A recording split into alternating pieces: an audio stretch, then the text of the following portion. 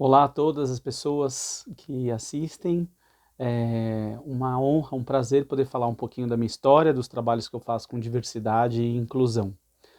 Meu nome é Adriano Bandini, eu sou psicólogo, sou especialista em diversidade, inclusão, neurociência e já trabalho há mais de 20 anos com esses temas, né? Hoje a gente fala diversidade, equidade e inclusão, mas naquela época o termo nem existia, né? A gente trabalhava muito ligado a grupos vulneráveis, a situações de vulnerabilidade, a cenários políticos e política pública sempre foi uma temática inerente ao tema de diversidade. E depois de algumas décadas, é que, especialmente na década de 90 e anos 2000, é que o mundo corporativo começou a introduzir nos seus trabalhos, nas suas áreas, a discussão de diversidade. Eu entrei nesse tema muito por vocação, né, por desejo de trabalhar com pessoas. A psicologia foi uma forma de profissionalizar essa minha busca. E eu me lembro que ainda adolescente eu já trabalhava como voluntário na escola que eu estudei.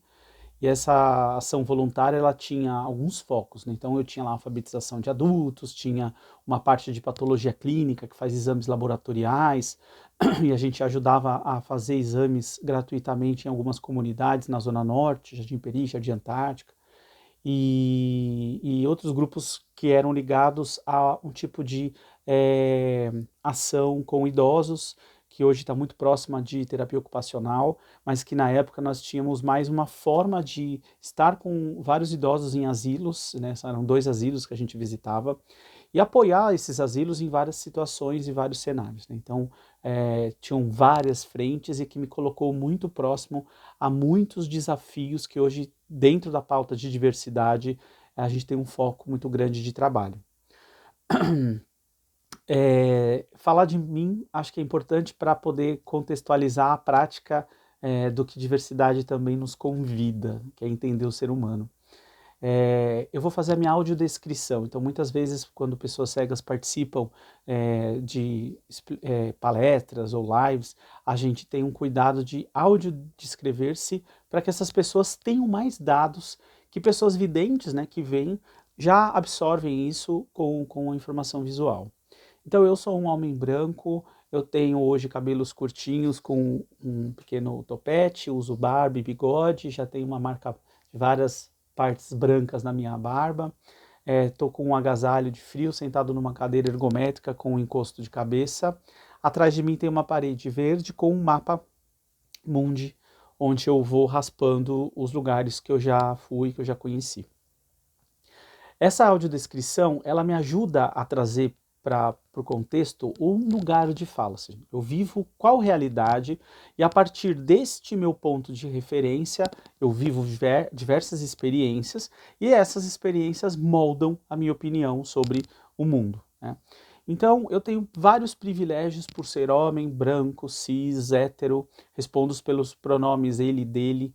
Então, esta é uma forma de me colocar no mundo que me traz um certo conjunto de vivências e por isso privilegiadas, porque eu não sinto as inseguranças que muitas mulheres, que muitas populações LGBTs, que pessoas negras vivem numa comunidade que é racista, transfóbica, homofóbica, misógina e assim por diante, né? Então, a partir daqui, eu tenho um estudo técnico sobre o tema. Então, muitas vezes o pessoal fala, puxa, mas você de que grupo de diversidade é? Né? Por que você se envolve com esse tema? Então, de fato, eu me envolvo pelo tema porque eu sou apaixonado por pessoas, por trabalhar a dignidade humana e como aliado, que é o meu papel dentro dessa pauta, eu tenho, nos espaços de privilégio que eu já ocupo, a oportunidade ou ainda a responsabilidade de abrir espaços aqui onde eu estou para que outras vozes diversas possam ocupar o meu lugar. Então eu estou aqui hoje e amanhã provavelmente estarei em novos lugares e outras pessoas vão poder ocupar esses espaços que são espaços muito mais brancos, como a gente diz em algumas situações, por uma questão histórica, e isso é um ponto bem importante de entender no Brasil, né? A história do racismo, como é que a nossa cultura, a nossa realidade acabou moldando o racismo estrutural que é tão cruel para vários comportamentos. Bom, qual que é o maior desafio que eu vejo hoje em diversidade, em trabalhar com o tema diversidade? E esse desafio ele tem mudado, né? Então, no começo, há 10, 15 anos, o desafio era ser ouvido. Então a pauta de diversidade ela era muitas vezes romantizada, ela era colocada como responsabilidade social, como uma pauta facultativa, e a gente tinha pouca oportunidade de trabalhar a pauta, de trazer os temas, de fazer os trabalhos. Quando o evento acontecia ligado à diversidade, era quem já estava ligado ao tema, então a gente tinha ali um momento muito mais facultativo nas agendas, então se eu tenho qualquer outra reunião, eu não vou a palestras de diversidade ou ao momento de diversidade, e muitas vezes as pessoas profissionais dessa área também eram pouco valorizadas, pouco reconhecidas. Então esse foi um momento muito danado de trabalhar, inclusive, e que acompanhou décadas aí do nosso Brasil. Eu acho que os últimos 5 anos nós tivemos um boom muito diferente quando a população passou a ter mais ideia do que é diversidade. E a população brasileira, mas não só, né, mundialmente, o tema já é muito discutido, quando a população toda passa a ser letrada, passa a ter informações pelas mídias abertas, seja influenciadores digitais ou TV aberta, eles começam a perceber que existe uma temática, essa temática tem dentro dela uma série de letramentos mais técnicos, entender a questão, por exemplo, do que é o colorismo na questão racial, entender que o preconceito atinge muito mais as pessoas que têm a pele mais escura do que clara. Então, esses detalhes eles vão fazendo com que a população, ao ter consciência, se comporte diferente e exija das empresas, das escolas, de todos os lugares, o devido respeito, que é aquilo que a gente quer como valor principal, né? O respeito incondicional a todas as pessoas. Mas, nesse contexto, o desafio mais importante que eu vejo hoje, ele é justamente na mudança de tomada de decisão, de comportamento das pessoas dentro da pauta. Então, ainda há muita resistência de vários executivos em colocar as ações afirmativas na mesa para acontecer. Então, a gente vê movimentos de empresas que começam a se preocupar do tema, de posicionar a sua marca para o tema, diz que faz uma coisa, mas é tão pequena que na prática não muda o indicador, não muda a sua realidade, não atende o cliente de forma diferenciada, e isso claramente é uma armadilha que está usando o nome de diversidade para a atração de muitas pessoas e que, infelizmente, só na experiência é que elas vão sentir a dor. E a dificuldade de falar com essas pessoas decisoras, né, das grandes empresas é que, muitas vezes, ainda há um valor que não é o humano, né, não é o valor da pessoa humana, à frente da tomada de decisão. Então, quando eu vou escolher se eu vou pelo caminho A ou caminho B, é bem comum, todo mundo deve fazer isso em algum momento, fazer a conta, né? Quanto custa fazer isso, quanto é o investimento, qual que é o retorno sobre esse investimento. E a gente tem muita dificuldade de tangibilizar o investimento na questão da humanidade. Então, a humanizar as áreas, humanizar os processos, às vezes exige um baita de um trabalho para você conseguir monetizar a forma de ação. Então, quem está muito preso nisso ainda, provavelmente não tem nenhuma ação afirmativa acontecendo, e é nesses lugares que as maiores dores e desrespeitos devem rolar. Então, por isso, o maior desafio hoje é entrar nessas áreas, convencer essas pessoas a pelo menos começar um trabalho. O que as empresas hoje elas podem fazer para serem empresas inclusivas? Eu acho que o primeiro passo é estudar o tema. Então, o tema tem muitas frentes, diversidade, a própria palavra vai trazer ali uma infinidade de focos. Então, imaginem o ser humano em qualquer característica que o ser humano carrega, você pode focar um pedacinho, uma dessas características e trazer para a sua realidade, para a sua análise e comparando com a sociedade, você vai ter ali um extrato de como é que andam as coisas.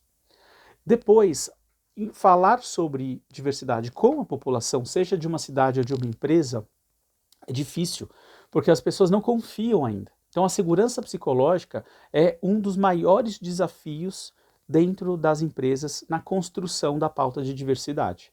Então eu vou pegar aqui, por exemplo, o pilar LGBT.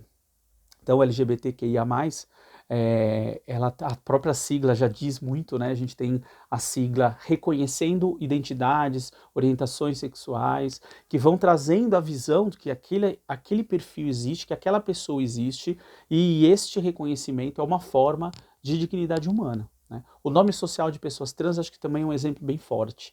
Então a gente tem o direito à personalidade, é um direito constitucional que a pessoa tem no nome, a maior expoente disso. Então o poder usar o nome que você realmente se identifica parece uma coisa banal para quem já tem um nome alinhado com o gênero pelo qual se identifica, mas isso não é uma coisa ainda consciente da nossa população. Então, mudar os processos internos de uma empresa para que ele aceite o nome social, emitir certificados, crachá, tudo aquilo que identifica aquela pessoa para as outras, já no nome social, é um desafio que ainda muitas vezes esbarra nas questões de tecnologia, no investimento necessário para isso, e aquela conta que eu acabei de dizer não fecha. Então as pessoas elas precisam entender que uma pessoa basta para que qualquer mudança que vai trazer dignidade e respeito seja e aconteça. Né? Isso também é muito forte para a pessoa com deficiência em qualquer elemento de acessibilidade.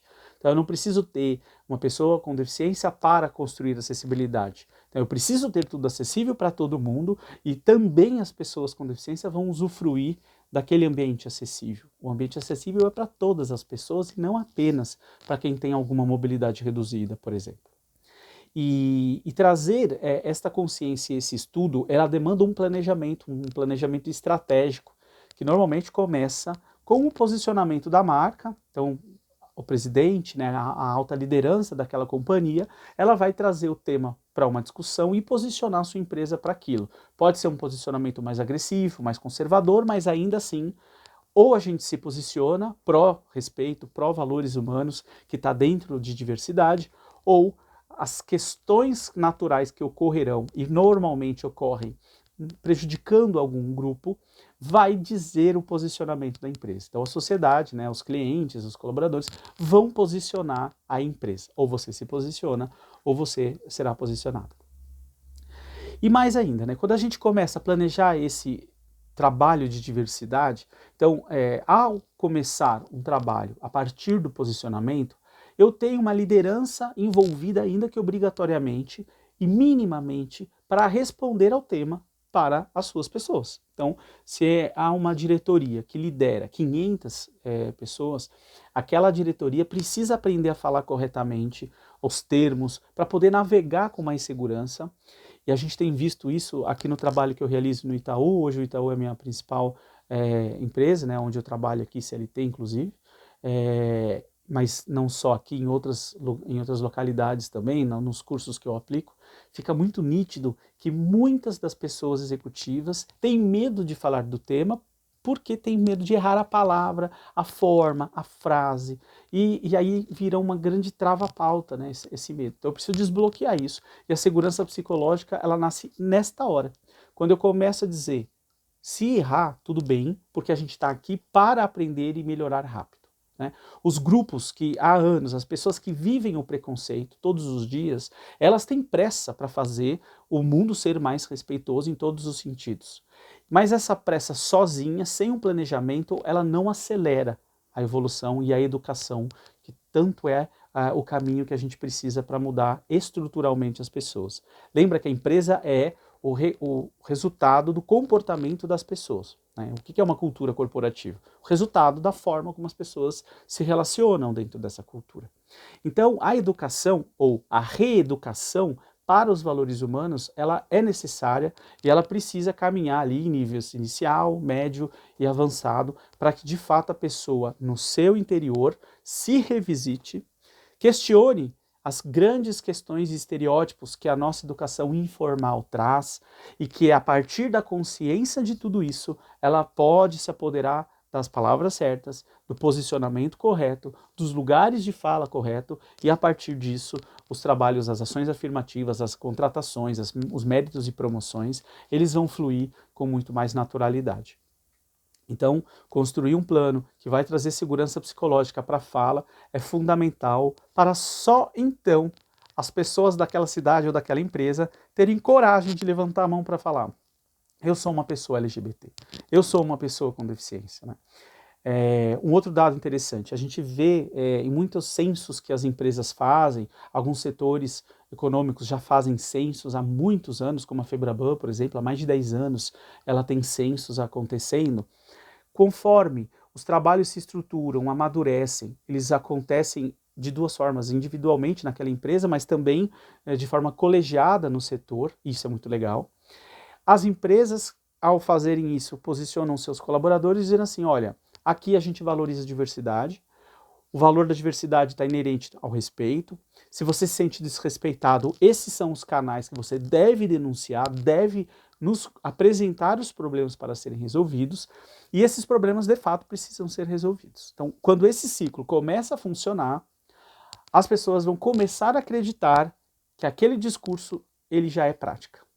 E é nessa hora que muita gente, né, um exército de aliados e aliadas, vão levantar a mão dizendo assim, eu sou uma pessoa diversa, com alguma característica que pode ser não visível, e essa apresentação ela vai resolver muitas dores que a gente hoje só ouve falar. Então, de novo, na pauta de pessoas com deficiência, quem tem cotas para cumprir, lembrando que a lei de cotas ela tem uma obrigação de CNPJs, de pessoas jurídicas, né, CNPJs que tenham de 100 colaboradores ou acima. A cota é de 2, 3, 4 ou 5% a partir da quantidade de colaboradores que um determinado CNPJ tem. Né, de 100 a 200, 2%, 200 a 500 pessoas, 3%, 500 a 1.000, 4%, e de 1.001 colaboradores para cima, 5%. Muito bem. Muitas empresas reclamam que não encontram pessoas com deficiência capacitadas para contratar, etc. e tal. Esse é um discurso de décadas, né, que a gente ouve, que está cansado de ouvir essa desculpa. E que, na verdade, as pessoas que são excelentes profissionais, elas já estão trabalhando, elas já estão por aí, têm a sua deficiência, e muitas vezes elas não sinalizaram à empresa de que possuem essa deficiência. E por que não? Bom, primeiro porque ela não precisa da força da lei, no caso a cota, para conquistar o espaço que elas já estão habitando. Né? Segundo, há estigmas que ao levantar a mão e dizer eu tenho uma deficiência, muitas vezes esse estigma passa a ser vivido e ela não quer viver isso. Então, se a cultura é uma cultura capacitista, que é o nome do preconceito que atinge a pessoa com deficiência, ela nunca vai levantar a mão para dizer que tem deficiência. Né? E claro que a gente tem a lei de cotas direcionada para quem tem deficiência principalmente moderada ou severa, que é quem de fato precisa de uma intervenção, porque na contratação, nos processos de acessibilidade, são 7 tipos diferentes de acessibilidade, esse processo todo ele vai precisar de pessoas da empresa se dedicando para fazer, gestão sendo preparada para poder acolher, as equipes precisando de orientação. Um exemplo, uma pessoa surda que fala Libras, né, língua brasileira de sinais, ela provavelmente terá no seu ambiente outras pessoas que precisarão aprender Libras. E Libras, sendo a primeira língua dessa pessoa, é o melhor jeito deste profissional entender a atividade e produzir na melhor qualidade técnica que essa pessoa carrega. Né? Se eu tento por português, ainda que escrito, por exemplo, legendando vídeos apenas, trazer aquele contexto para quem tem a primeira língua em Libras, parte dessa capacidade incrível é perdida. Né? Por quê? Porque a pessoa tem uma segunda língua onde ela não tem tanta familiaridade para processar tudo aquilo, para fazer trabalhos e processar de novo tudo aquilo e ser capaz de se comunicar e tudo mais. Então, nós temos desafios como esse que estão na mesa aí para todo mundo. Tem histórias interessantes de diversidade? Tem várias. Há algumas que eu tenho muito orgulho de ter sido parte dessas histórias, elas estão nos detalhes, na verdade. Né? Tem histórias de impacto coletivo, onde muitas pessoas são beneficiadas, por exemplo, quando uma política interna de uma empresa ela é alterada. Então aqui são 93 mil pessoas, então tem um impacto bem legal. Antes de trabalhar aqui, eu era da Prefeitura Municipal de São Paulo, Secretaria Municipal da Pessoa com Deficiência, eu coordenava projetos de inclusão lá e olhava para 2 milhões, 5 milhões, né? A cidade sozinha de São Paulo tem 11 milhões de habitantes e boa parte, né, a gente tem aí 1/4 dessa população com algum tipo de deficiência. Então, a escalabilidade é importante, ela é também, mas os exemplos individuais que depois se tornam escalas são algumas das coisas que eu acho que ilustram muito a missão de diversidade. Então eu tive em 2012 uma situação no banco em que eu trabalhava antes do Itaú, né, o Citibank, onde as pessoas já tinham políticas estruturadas porque globalmente a empresa tinha. Então o Brasil recebeu da matriz que ficava em Nova York uma série de diretrizes onde diversidade precisava existir, mas gênero era o principal pilar. E o Brasil, com características próprias, desenvolveu projetos específicos. Um deles, da questão LGBT+, a gente tinha o desafio das licenças parentais. Então hoje a nossa legislação ela olha a maternidade e a paternidade com licenças nomeadas com esses nomes também, tratando diferente a questão do paternidade e maternidade, mas há um conceito de licença parental que nivela as pessoas, não importa o gênero delas, em igualdade, que seria o mundo ideal para o qual a gente até trabalha para alcançar. Porém, naquela situação, nós tínhamos um casal, né, duas mulheres que estavam há anos tentando engravidar, e aí num processo de inseminação artificial, elas tiveram a felicidade de fazer vingar duas crianças, duas meninas gêmeas. E o interessante desse caso é que a pessoa grávida, ela tinha recebido os óvulos fecundados da companheira.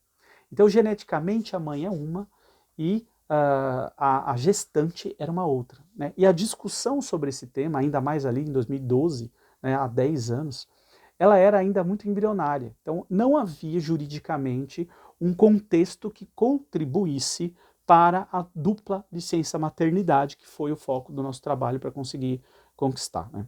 E esse é um caminho que ele passa, inclusive, por problemas judiciais. Né? Há uma insegurança jurídica muito grande em muitas decisões de diversidade, justamente porque a gente ainda amadureceu pouco algumas das questões de igualdade/equidade humana.